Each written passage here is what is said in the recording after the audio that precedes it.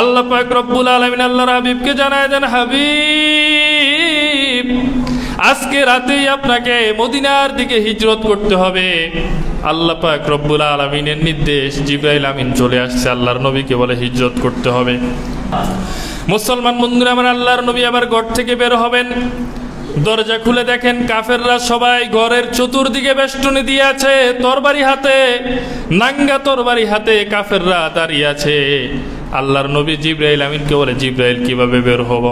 আল্লাহ পাক রব্বুল আলামিন ওহী প্রেরণ করলেন, ওগো নবীজি, ওগো আমার হাবিব, আপনি কোনো চিন্তা করবেন না, আপনি সামান্য একটু এক মুষ্টি বালু হাতের মধ্যে নিয়া আপনি কোরআনে কারিমের একখানা আয়াত আপনি তেলাওয়াত করেন, ওয়াজআলনা মিন বাইনি আইদিহিম সাদ্দান ওয়া মিন খালফিহিম সাদ্দান ফাআগশাইনাহুম ফাহুম লা ইউবসিরুন।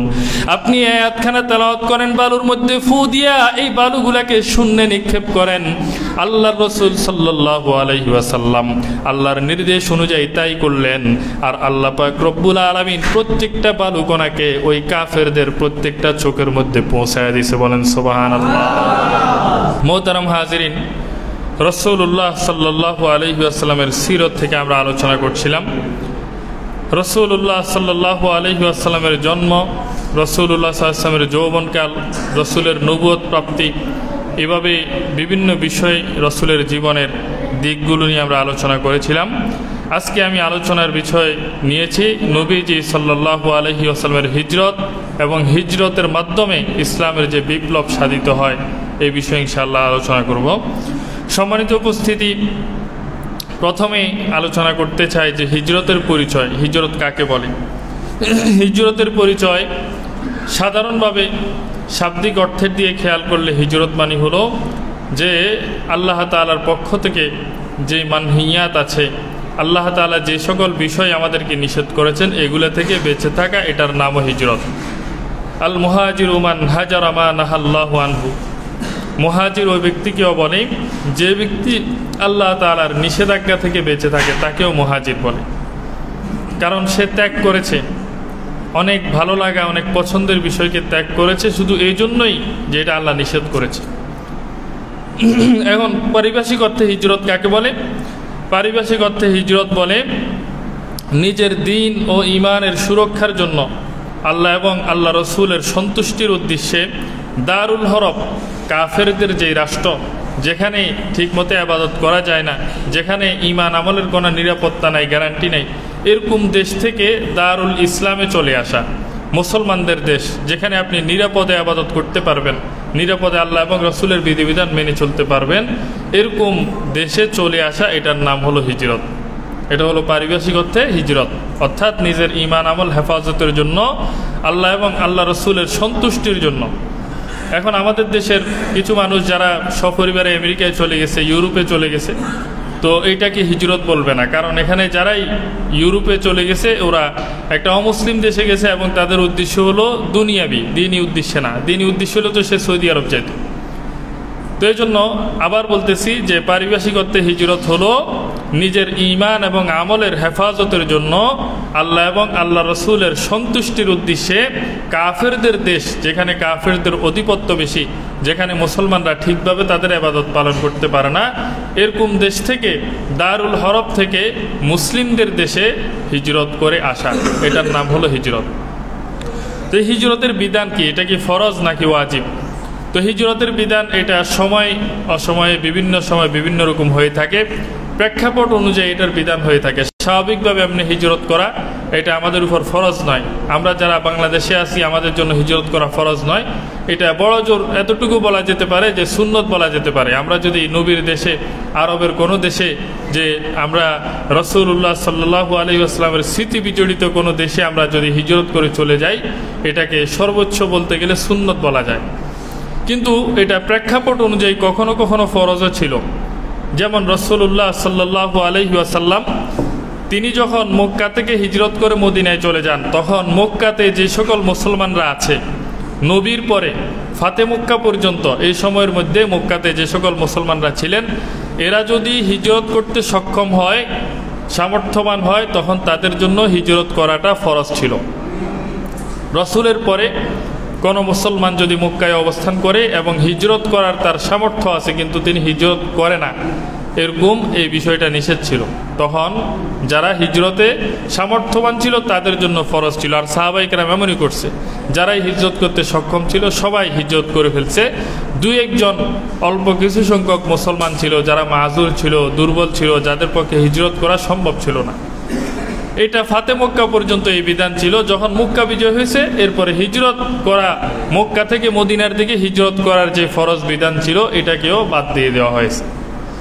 তো যাই হোক, এটা বিভিন্ন প্রেক্ষাপটের কারণে ফরজ ইত্যাদি হয়েছিল, কিন্তু বর্তমানে এটা আমাদের জন্য ফরজ নয়। তবে যদি কখনো সেরকম পরিস্থিতি, এরকম সিচুয়েশন হয় যেখানে আপনার ঈমান আমলের হেফাজত করা সম্ভব হইতেছে না, আপনি কিছুই করতে পারেন না, নামাজ পড়তে পারেন না, জিকির আজকার করতে পারেন না, করলেই সমস্যা, যদি এরকম পরিস্থিতি হয় তখন সেটা আবার ভিন্ন ধরনের হুকুম ওই এলাকার জন্য কার্যকর হবে।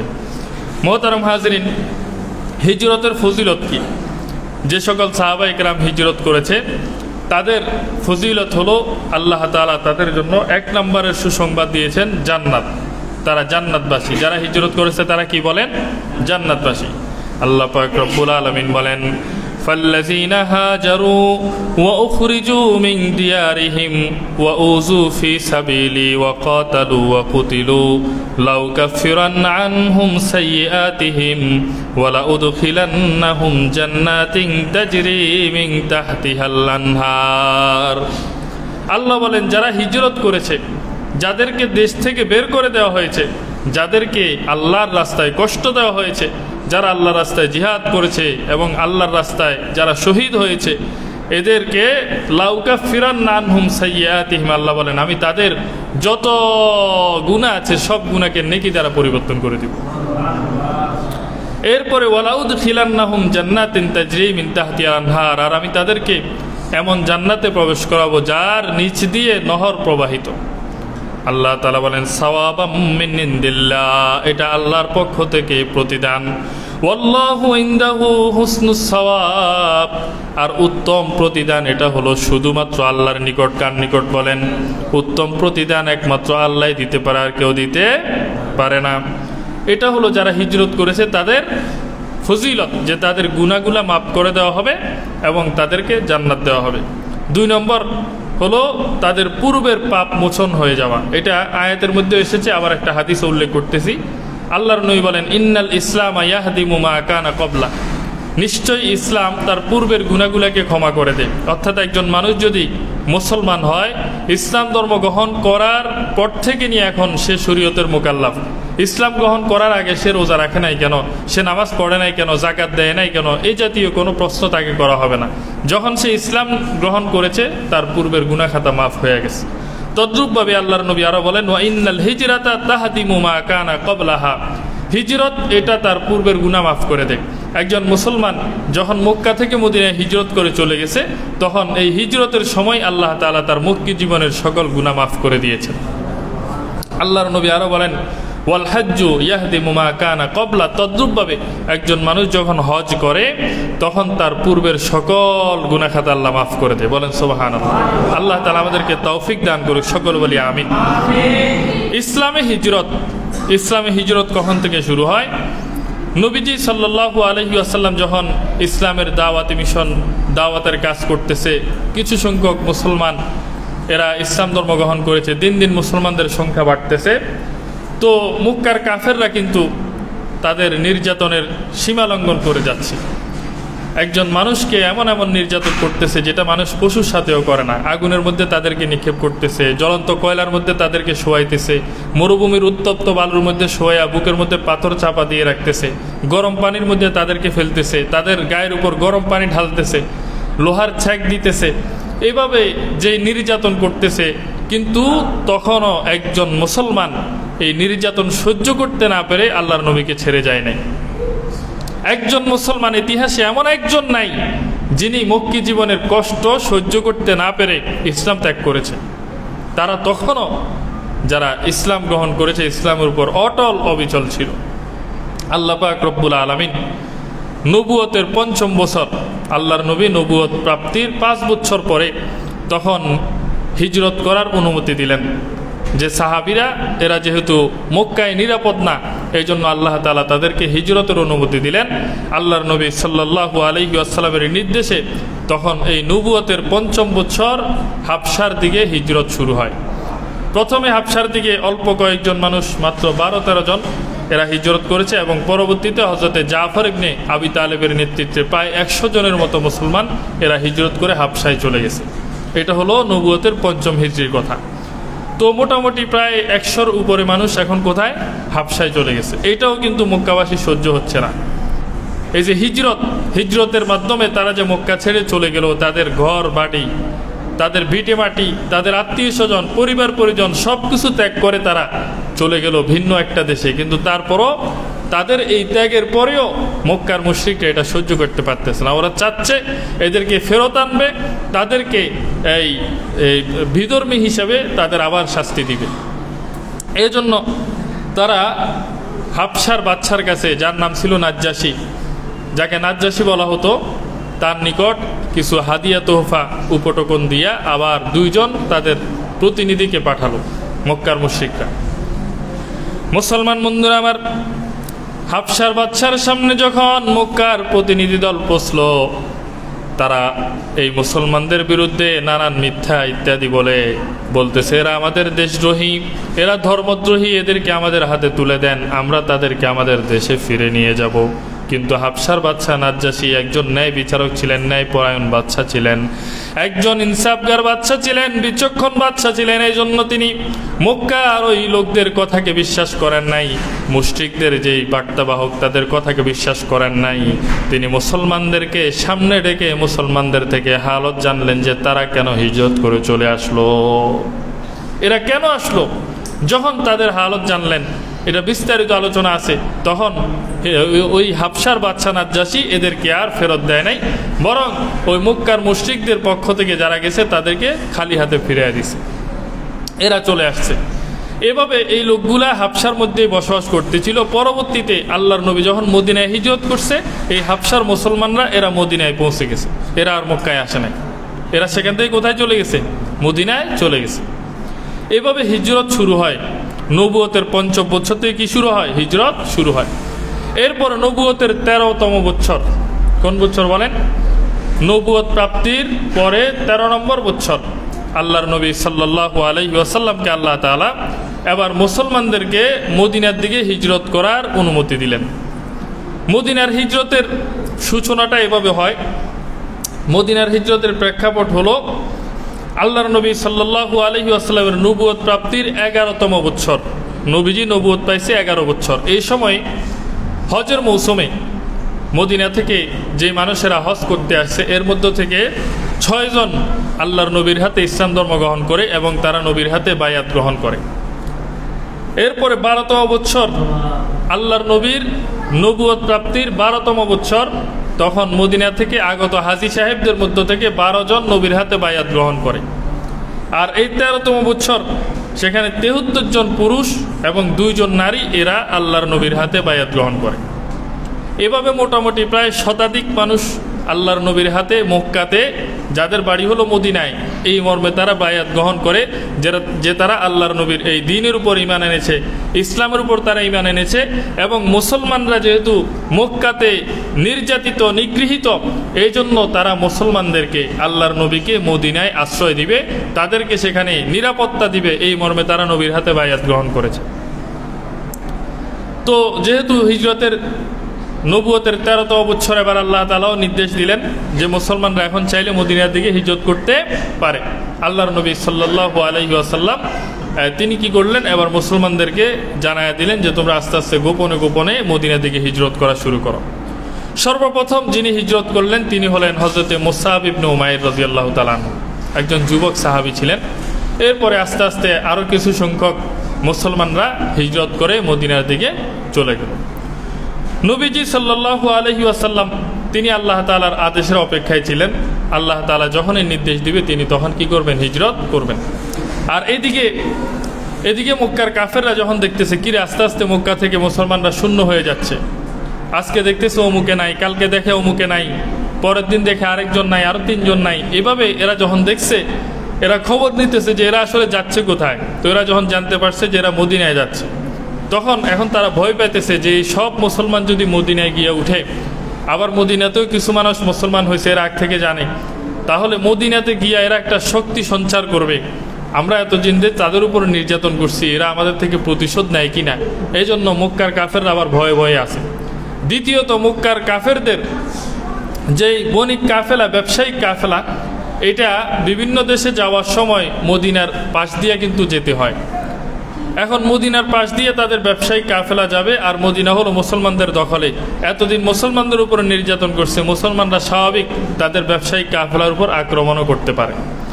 এই জন্য তারা এখন দারুল নদওয়াতে তাদের একটা মিটিং ঘর, কমিটি ঘর ওখানে বসছে, যেটার নাম ছিল দারুল নদওয়া। এই দারুল নদওয়াতে মক্কার কাফেররা এরা বসি তাদের আজকের সিদ্ধান্ত হলো যে এই বিষয়ে একটা চূড়ান্ত সিদ্ধান্ত হতে হবে, এটাকে এখনই দমন করতে হবে, নচেত এটা যখন বড় হয়ে যাবে, মুসলমানরা যখন শক্তিশালী হয়ে যাবে, তখন আমরা মুসলমানদের সামনে টিকতে পারবো না। মুসলমান বন্ধু আমার, দারুল নদওয়ার মধ্যে আল্লাহর নবীর ব্যাপারে এবার তাদের আলোচনা শুরু হলো যে ইসলামকে শেষ করতে হলে প্রথমে শেষ করতে হবে মোহাম্মদকে। বলেন নাউজুবিল্লাহ। দারুল নদওয়ার মধ্যে বৈঠকের মধ্যে কাফেররা এক একজন এক এক রকমের মতামত দেওয়া শুরু করলো। কেউ বলে মোহাম্মদকে বন্দী করো, লোহার কারাগারের মধ্যে মোহাম্মদকে বন্দী করে রাখো, যতদিন না মোহাম্মদ মারা যায় ততদিন লোহার কারাগারের মধ্যে সে বন্দী অবস্থায় থাকবে। কেউ বলে মোহাম্মদকে দেশান্তর করে দাও, মক্কা থেকে তাকে তাড়িয়ে দাও। কিন্তু আবু জেহেল বলে না, এই দুইটার কোনোটাই করা যাবে না। তাকে যদি দেশান্তর করি তাহলে সে মদিনায় চলে যাবে, এটা তো তাদের উদ্দেশ্য, এটা মদিনায় চলে যাওয়া। আর তাকে যদি এখানে বন্দী করে রাখি তাহলে হবে না, বরং তাকে হত্যাই করে ফেলতে হবে, তাহলে মুসলমানরা দুর্বল হয়ে যাবে, ছত্রভঙ্গ হয়ে যাবে। বলেন নাউজুবিল্লাহ। আবু জেহেলের এই প্রস্তাবের পরে আবার কথা আসলো, কয় মোহাম্মদকে তো আমরা ইতিপূর্বেও হত্যা করার জন্য বহু প্ল্যান করছি, চেষ্টা করছি, কিন্তু ভয়ও আছে। কি আছে বলেন? ভয়ও আছে। কারণ আগে একবার মোহাম্মদকে হত্যা করার জন্য 100 উটের ঘোষণা দেওয়া হয়েছে, তখন হযরত ওমর রাদিয়াল্লাহু তাআলা আনহু মোহাম্মদের মাথা আনতে যায়, নিচে আবার মাথা দিয়ে চলে আসলো। এখন মোহাম্মদকে হত্যা করবে এটা তো ঠিক, কিন্তু হত্যা করতে গেলে তো সমস্যা আছে। যে হত্যা করতে যায় সে আবার মুসলমান হয়ে যায়। আবার আরো কিছু সমস্যা আছে, মোহাম্মদকে হত্যা করলে যে হত্যা করবে সে কি পার পেয়ে যাবে? মক্কার বনি হাশেম গোত্র এরা তো প্রতিশোধ নিবে, যিনি হত্যা করছে বা যারা হত্যার সাথে জড়িত তাদেরকে কেসাসান হত্যা করা হবে। এবার আবু জেহেল বলে, তাহলে শুনো, প্রত্যেকটা গোত্র থেকে একজন একজন লোক করে নির্বাচন করো, এরা সবাই থাকতে হবে, তাহলে কোনো গোত্র হত্যার প্রতিশোধ নেওয়ার জন্য দাঁড়াবে না, কারণ তারা নিজেরাই হত্যার সাথে জড়িত। অতএব এই সিদ্ধান্ত অনুযায়ী মক্কার প্রত্যেকটা কবিলা থেকে সদস্য নির্বাচন করা হলো। এই সদস্যগুলা সবাই একযোগে রাত্রিবেলা রাতের আঁধারে আক্রমণ করে আল্লাহর নবীকে হত্যা করবে। বলেন নাউজুবিল্লাহ। তাদের দারুল নদওয়াতে এটা সিদ্ধান্ত হয়েছে যে প্রত্যেকটা গোত্রের একজন একজন থাকবে। এভাবে তাদের একটা বড় টিম তৈরি হলো। এরা হলো কিলিং মিশনে যাবে, রাত্রে আল্লাহর নবীকে হত্যা করবে। এদিকে আল্লাহ পাক রব্বুল আলামিন তিনি সবকিছু জানেন, আলিমুল গায়বি ওয়াশ শাহাদা। মক্কাবাসী যখন দারুল নদওয়ায় আল্লাহর নবীর হত্যার পরিকল্পনা করে, সবকিছু দেখেন কে? বলেন আল্লাহ তাআলা সবকিছু জানেন, সবকিছু দেখেন। মক্কাবাসী তারা ষড়যন্ত্র করে, আর আল্লাহ পাক রব্বুল আলামিনও কৌশল অবলম্বন করেন। আল্লাহ পাক রব্বুল আলামিন আল্লাহর হাবিবকে জানায় দেন, হাবিব আজকে রাতেই আপনাকে মদিনার দিকে হিজরত করতে হবে। আল্লাহ পাক রব্বুল আলামিনের নির্দেশ, জিবরাইল আমিন চলে আসছে, আল্লাহর নবীকে বলে হিজরত করতে হবে। এবার আল্লাহর নবী সাল্লাল্লাহু আলাইহি ওয়াসাল্লাম হিজরতের জন্য নিজের আসবাবপত্র সবকিছু গোছানি শুরু করলেন। কিন্তু বিপত্তি দেখা গেল আরেক জায়গায়, মক্কার অনেক মানুষের আমানত আল্লাহর নবীর কাছে আছে। আল্লাহর নবী যদি চলে যায়, আমানতগুলো নিয়ে যায়, তাহলে মক্কার মানুষেরা সকালবেলা বলা বলি করবে যে মোহাম্মদ মক্কাবাসীর আমানতের টাকা নিয়ে পালাইছে। বলেন নাউজুবিল্লাহ। এই জন্য আল্লাহর নবী সাল্লাল্লাহু আলাইহি ওয়াসাল্লাম নিজের চাচাতো ভাই হযরতে আলী ইবনে আবি তালেব রাদিয়াল্লাহু তাআলা আনহুকে বললেন, আলী রে, আমি যদি এখন আমানতের টাকা দেওয়ার জন্য সকাল পর্যন্ত অপেক্ষা করি, আল্লাহর নির্দেশ অমান্য হয়, মক্কাবাসী যে হত্যার প্ল্যান করছে তাদের হত্যার প্ল্যানটাও হয়তো বাস্তবায়ন হয়ে যাবে। এই জন্য আলী, তুমি আমার জায়গায় আমার বিছানার মধ্যে শুয়ে থাকো, আমানতের টাকাগুলো আমার থেকে তুমি বুঝে নাও। কে কে আমাকে আমানতের টাকা দিয়েছে, কত দিয়েছে, সবগুলো আল্লাহর নবী আলীকে বুঝিয়ে দিয়েছে। হযরত আলীকে আল্লাহর নবী আরো বললেন, আলী, সকালবেলা তুমি মক্কার মানুষদেরকে আমানতের টাকা বুঝাইয়া দিয়া তুমি আবার সুযোগ বুঝে মদিনার দিকে হিজরত শুরু করবা। আমি মদিনায় প্রবেশের আগে তোমার জন্য অপেক্ষায় থাকবো। তোমাকে নিয়ে আলী আমি একসাথে মদিনার মধ্যে প্রবেশ করব। বলেন সুবহানাল্লাহ। মুসলমান বন্ধুরা আমার, আল্লাহর নবী আবার ঘর থেকে বের হবেন। দরজা খুলে দেখেন কাফেররা সবাই ঘরের চতুর্দিকে বেষ্টনী দিয়ে আছে, তরবারি হাতে, নাঙ্গা তরবারি হাতে কাফেররা দাঁড়িয়ে আছে। আল্লাহর নবী জিবরাইল আমিনকে বলে, জিবরাইল কিভাবে বের হব? আল্লাহ পাক রব্বুল আলামিন ওহী প্রেরণ করলেন, ওগো নবীজি, ওগো আমার হাবিব, আপনি কোনো চিন্তা করবেন না। আপনি সামান্য এক মুষ্টি বালু হাতের মধ্যে নিয়া আপনি কোরআন কারীমের একখানা আয়াত আপনি তেলাওয়াত করেন, ওয়াজআলনা মিন বাইনি আইদিহিম সাদ্দান ওয়া মিন খালফিহিম সাদ্দান ফাআগশাইনাহুম ফাহুম লা ইউবসিরুন। আপনি আয়াতখানা তেলাওয়াত করেন, বালুর মধ্যে ফু দিয়া এই বালুগুলাকে শূন্যে নিক্ষেপ করেন।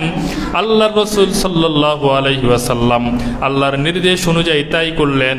আর আল্লাহ পাক রব্বুল আলামিন প্রত্যেকটা বালুকণাকে ওই কাফেরদের প্রত্যেকটা চোখের মধ্যে পৌঁছায় দিয়েছে। বলেন সুবহানাল্লাহ। এরা সবাই চোখ কসলাইতেছে, এরা সবাই চক্ষু ডলতেছে, আর এদিক দিয়ে আল্লাহর নবী তাদের সামনে দিয়ে বের হয়ে চলে গেছে।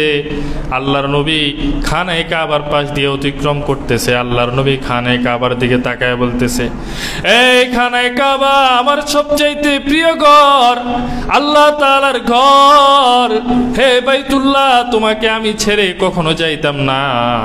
যদি আমার এলাকার লোকেরা আমাকে বের করে না দিত, কখনো তোমাকে আমি ছেড়ে, এই শহর ছেড়ে আমি কখনো যাইতাম না।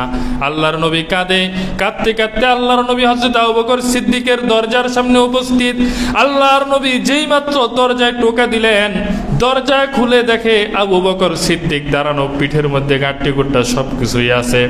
এবার আল্লাহর নবী ডাক দিয়ে বলে, আবু বকর, আপনি কি ঘুমান না? আপনি কিভাবে এত আগে প্রস্তুত হয়ে জাগ্রত রইলেন? আবু বকর বলে, ইয়া রাসূলুল্লাহ, ইয়া হাবিবাল্লাহ, গত 3 মাস আগে মুহররম মাসের মধ্যে আপনি আমাকে বলছেন যে আপনার সাথে হয়তো আমার মদিনায় হিজরত হতে পারে। আবু বকর, আপনি প্রস্তুত থাই কেন গো নবীজি? ওই দিন থেকে আবু বকরের এই পিঠটা আর কোনোদিন বিছানার সাথে লাগাই নাই। রাত্রিবেলা আমি সারা রাত জাগ্রত থাকতাম, কখন আমার নবী আসবে আর আমাকে ডাকবে। আমি যদি ঘুমে থাকি, নবীজি অপেক্ষা করবে, কষ্ট পাবে, এজন্য আমি ঘুমাই নাই। বলেন সুবহানাল্লাহ। হযরত আবু বকর সিদ্দিক নিয়ে আল্লাহর নবী আবার বের হয়ে গেলেন। আল্লাহর নবী সাল্লাল্লাহু আলাইহি ওয়াসাল্লাম মদিনার দিকে না যাইয়া আল্লাহর নবী এবার উল্টা পথে রওনা হয়ে গেলেন। কারণ সবাই তো জানে আল্লাহর নবী মদিনার দিকে যাবে। এই জন্য মদিনার দিকে না যাই, উত্তর দিকে না গিয়া দক্ষিণ দিকে নবী আবু বকরকে নিয়ে পথ চলা শুরু করলেন। 5 কিলোমিটার দক্ষিণে গিয়া আল্লাহর নবী সাল্লাল্লাহু আলাইহি ওয়াসাল্লাম ভোর হওয়ার আগে আগে গারে সাউরের মধ্যে জমিন থেকে 1 কিলোমিটার উপরে একটা পাহাড়ের একটা গুহার নাম গারে সাউর। এই গারে সাউরের মধ্যে আল্লাহর নবী আবু বকরকে সাথে নিয়ে সেখানে অবস্থান করলেন। মক্কা থেকে মদিনা যেদিকে, ওদিকে না গিয়া উল্টা দিয়ে গেলেন, গিয়ে সেখানে আবার অবস্থান করলেন। এই গারে সাউরের মধ্যে আল্লাহর নবী গেছেন।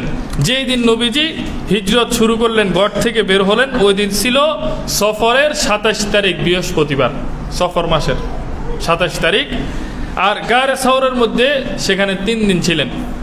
এই 3 দিনের পরে যেদিন গারে সাউর থেকে আবার বের হলেন, সেদিন ছিল রবিউল আউয়ালের 1 তারিখ, সোমবার, নবীর জন্মের মাস। এরপরে যখন উনারা কুবায় পৌঁছলেন, কুবা মদিনার আগে কুবা নামক স্থানে পৌঁছলেন, সেদিন ছিল 8 রবিউল আউয়াল। এই কুবার মধ্যে নবীজি 4 দিন, মতান্তরে 14 দিন অবস্থান করেছেন। তারপরে নবীজি মদিনায় গিয়েছেন। আল্লাহর নবী সাল্লাল্লাহু আলাইহি ওয়াসাল্লাম আবু বকরকে নিয়ে গারে সাউরার মধ্যে অবস্থান করতেছে। এদিকে মক্কার কাফেররা সকাল পর্যন্ত অপেক্ষা করতেছে। মাঝে মধ্যে উকি দিয়ে দেখে ঘরের মধ্যে লোকজন আছে কিনা। দেখে মুহাম্মদ সাল্লাল্লাহু আলাইহি ওয়াসাল্লামের বিছানার মধ্যে কম্বল মুড়ি দিয়ে একজন শুয়ে আছে। ওরা মনে করছে মুহাম্মদ, কিন্তু না, তিনি হলেন হযরতে আলী।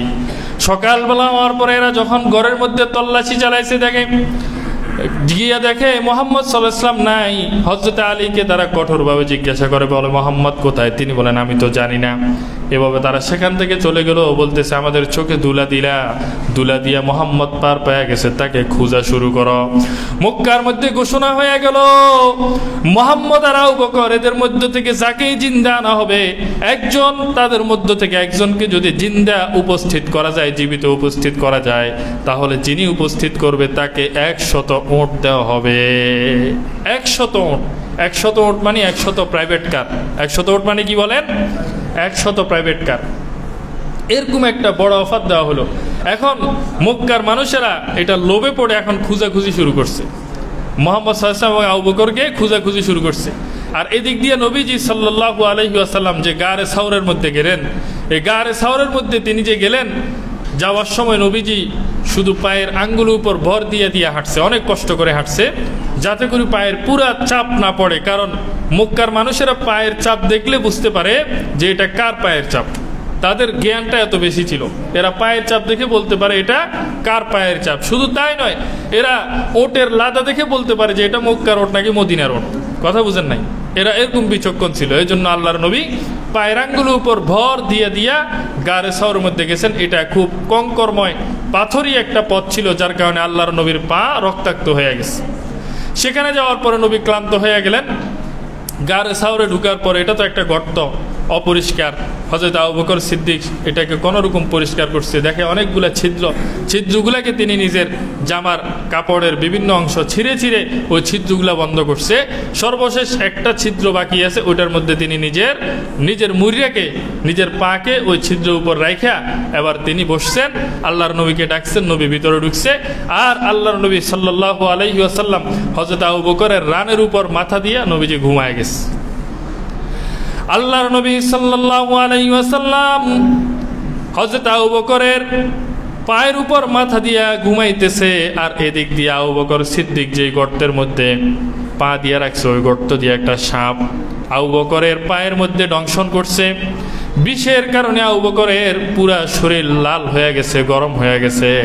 আবু বকরের চোখ দিয়া বিষ দিয়া সহ্য করতে না পেরে আবার চোখ দিয়া টপ টপ করে পানি পড়া শুরু হয়েছে। এক ফোঁটা পানি আল্লাহর নবীর চেহারার মধ্যে পড়ছে, অমনি আল্লাহর নবী ঘুম থেকে উঠে গেছে। বলে আবু বকর, আপনি আমার সাথে আসছেন আর কাঁদতেছেন, আপনি কি পরিবার পরিজনের জন্য কাঁদেন নাকি? আবু বকর, আমার সাথে যাওয়া আপনার জন্য জরুরি নয়। আপনি যদি মনে করেন পরিবারের কাছে এখনো ফিরে যেতে পারেন, আমি আপনাকে বাধ্য করব না। হযরত আবু বকর সিদ্দিক ডাক দিয়া বলে, ইয়া রাসূলুল্লাহ, ইয়া হাবিবাল্লাহ, আমি কারো জন্য কাঁদি না, কারণ আপনি তো আমার কাছে সবচাইতে বেশি প্রিয়। আমার পরিবার, আমার সন্তান সন্ততি, কারো জন্য আমি কাঁদি না। আমি তো কাঁদি এই জন্য আমার পায়ের মধ্যে যে গর্তের মধ্যে পা রেখেছি, সম্ভবত কোনো বিষাক্ত প্রাণী আমার পায়ের মধ্যে দংশন করেছে। এবার আল্লাহর নবী বলে, আবু বকর তুমি পা সরাও। পা সরাইলেন আর আল্লাহর নবী নিজের থুতু মোবারক আবু বকরের পায়ের মধ্যে লাগাই দিছে, যেখানে সাপে দংশন করছে। আল্লাহর নবীর থুতুর আসরে ওই সাপের বিষ পানিতে পরিণত হয়ে গেছে। বলেন সুবহানাল্লাহ। এদিক দিয়ে মক্কার মধ্যে আল্লাহর নবীকে তালাশ করা শুরু হয়ে গেছে। মক্কার মানুষেরা তালাশ করতেছে, চতুর্দিকে তালাশ করতেছে। এদের মধ্য থেকে একজন ওলীদ ইবনে মুগীরা, সে আল্লাহর নবীর পায়ের ছাপ বুঝে বুঝে এই গুহার মুখের মধ্যে চলে আসছে। হযরত আবু বকর সিদ্দিক বলে, ইয়া রাসূলুল্লাহ, ইয়া হাবিবাল্লাহ, এরা যদি সামান্য একটু ঝুঁকে যদি গুহার দিকে তাকায়, তাহলে এরা আমাদেরকে দেখবে। আল্লাহর নবী বলেন, লা তাহজান ইন্নাল্লাহা মা'ানা। আল্লাহর নবী বলে, এরা আবু বকর, ভয় করিও না, চিন্তা করিও না, নিশ্চয় আল্লাহ তাআলা আমাদের সাথে আছেন। বলেন সুবহানাল্লাহ। এদিক দিয়ে নবীজি রাত্রেবেলা সেখানে ঢুকছে। আর ঢুকার পরে মাকড়সার জাল, সেখানে কবুতরে ডিম পেড়ে দিছে, বাসা করে ফেলছে। এইটা গর্তের মুখটা আর বুঝাই যাইতেছে না। তাদের মধ্যে যেই লোকজন এই গুহার মুখের সামনে আসছে মুশরিকদের পক্ষ থেকে, এদের সর্দার ওলীদ ইবনে মুগীরা বলে না, এখানে থাকতেই পারে না, এখানে হতেই পারে না, এই কথা বলে সে সেখান থেকে ফেরত চলে আসছে। মুসলমান বন্ধুরা আমার, আল্লাহর নবী সেখানে 3 দিন ছিলেন। 3 দিন পরে কথা অনুযায়ী হযরত আবু বকর সিদ্দিক রাদিয়াল্লাহু তাআলা আনহু আগে থেকে একজন রাহবার ঠিক করে রাখছে, যার নাম ছিল আব্দুল্লাহ ইবনে উরাইকিত। নাম কি ছিল বলেন? আব্দুল্লাহ ইবনে উরাইকিত। ইনি ছিল রাহবার, তিনি পথ প্রদর্শক। তিনাকে হযরত আবু বকর ঠিক করে রাখছে যে তিনি পথ দেখে মদিনায় নিয়ে যাবে। এবং হযরত আবু বকর যেদিন আল্লাহর নবী বলছে যে আপনার সাথে আমার সফর হবে, ওই দিনে হযরত আবু বকর 2টা ওট কিনে রাখছে, এগুলা হিজরতের জন্য। হযরত আব্দুল্লাহ ইবনে উরাইকিত আর হলো হযরত আবু বকর সিদ্দিকের একজন গোলাম, যার নাম হলো আমির ইবনে ফাহিরা। এই ইনি সহ মোট এরা 4 জন রবিউল আউয়ালের 1 তারিখ আবার রাত্রেবেলা এবার মদিনার দিকে তারা সফর শুরু করছে। কারণ গর্তের মধ্যে, গুহার মধ্যে, গাড়ে সাউরের মধ্যে 3 দিন অতিবাহিত হয়েছে। এই 3 দিনে মোটামুটি মক্কার অবস্থাও কিছুটা ঠান্ডা হয়েছে।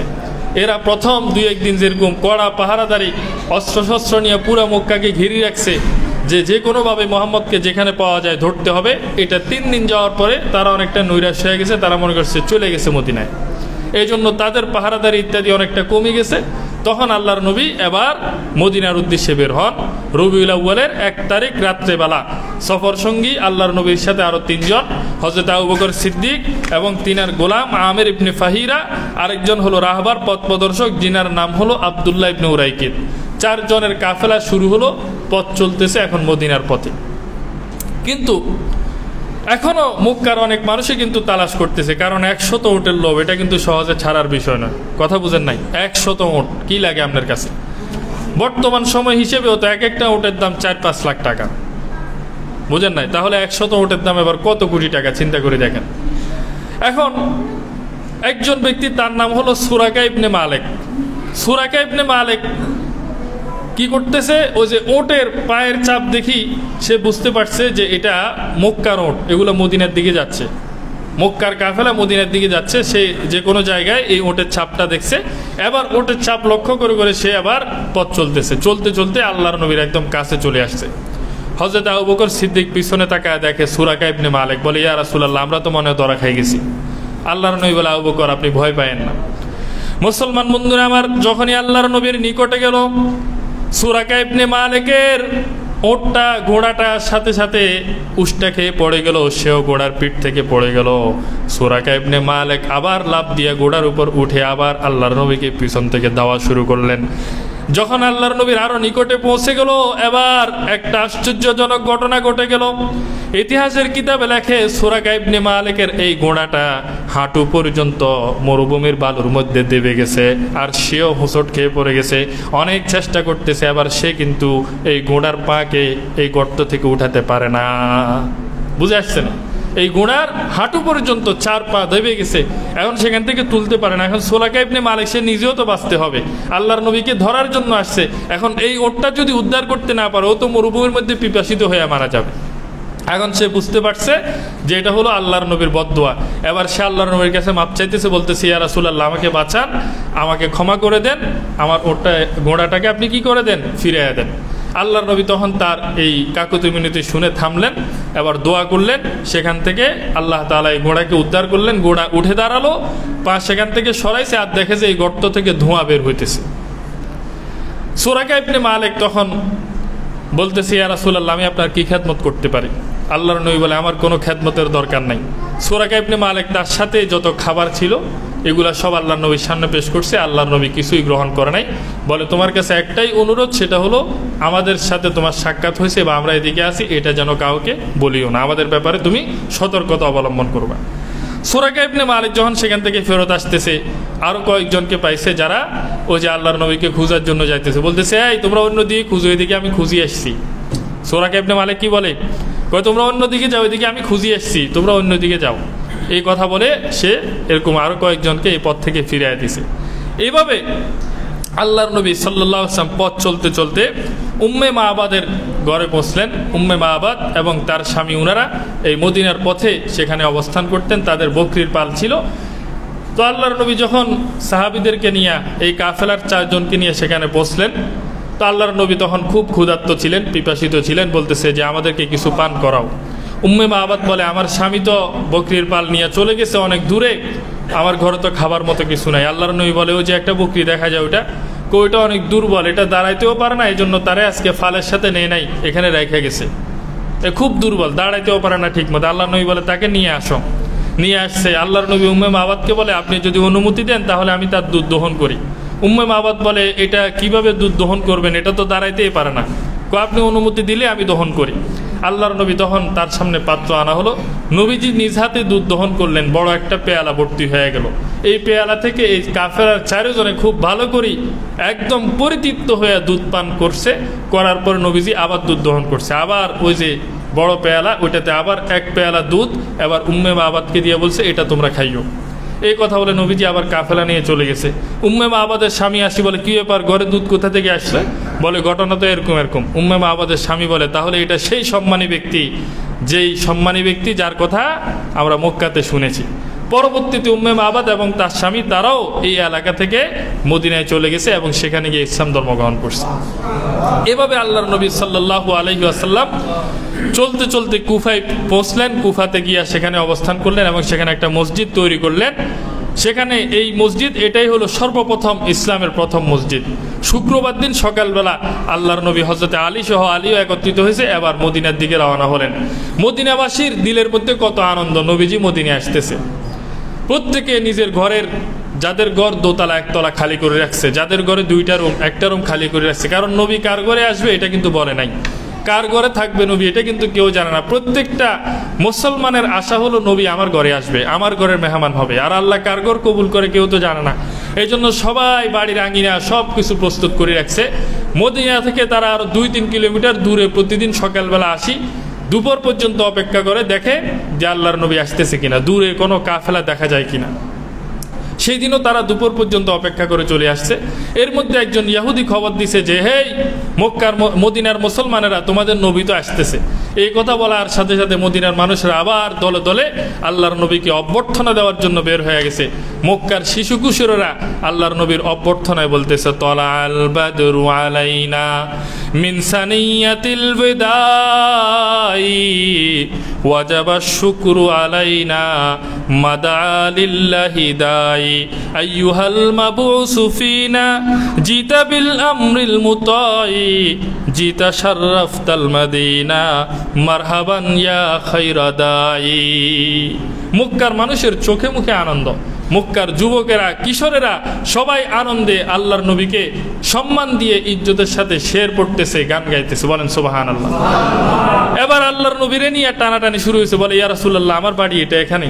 আর একটু সামনে গেলে আরেকজনকে ইয়া রাসূলুল্লাহ আমার ঘর এটা, এই যে এখানে আসেন। আল্লাহর নবী বলে তোমরা ওটের লাগাম ছেড়ে দাও, এটা আল্লাহর পক্ষ থেকে নির্দেশিত, ওট যেখানে বসবে আমি সেখানে অবস্থান করব। সবাই ওটের লাগাম ছেড়ে দিলেন। বর্তমানে যেখানে মসজিদে নববী, এই ওটটা গিয়ে সেখানেই বসছে। এখানে বসার পরে আবার আবু আইয়ুব আনসারী বলে ইয়া রাসূলুল্লাহ আমার ঘর এই যে পাশের এটা, ইনার পাশে আর কোনো গঠন নাই। আল্লাহর নবী বলে ঠিক আছে তাহলে তোমার এখানেই আমি অবস্থান করব। হযরত আবু আইয়ুব আনসারীর ঘরে এবার আল্লাহর নবী অবস্থান করলেন। ঘরটা ছিল দোতলা, কয়তলা বলেন?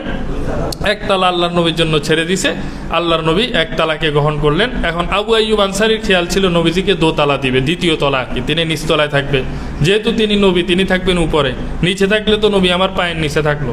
কিন্তু আল্লাহর নবী বলে না আবু আইয়ুব আমার কাছে অনেক সাহাবীরা আসবে, দোতলায় উঠা নামা অনেক কষ্ট, তুমি দোতলায় চলে যাও, আমি নিচতলায় থাকি। তো হযরত আবু আইয়ুব আনসারী নবীর কথা অনুযায়ী তিনি দোতলায় চলে গেলেন। নবীর জন্য আবার নিচতলা কি করে দিলেন? খালি করে দিলেন। এরপরে ওট যে জায়গাতে বসছে এই জায়গা, এটাকে নবী সম্ভবত 10 দিনার দিয়ে এই জায়গাটা কিনলেন।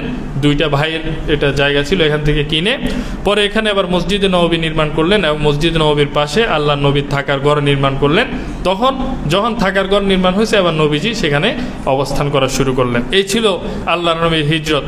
তো হিজরতের কারণে যে বরকত হয়েছে এটা তো আসলে আমাদের সামনে উপস্থিত, এটা আমরা সকলে জানি। যেহেতু সময় কম, আলোচনা এখানে শেষ করতেছি। আল্লাহ তাআলা আমাদের সকলকে আল্লাহর নবীর এই হিজরত থেকে বরকত হাসিল করার তৌফিক দান করুক।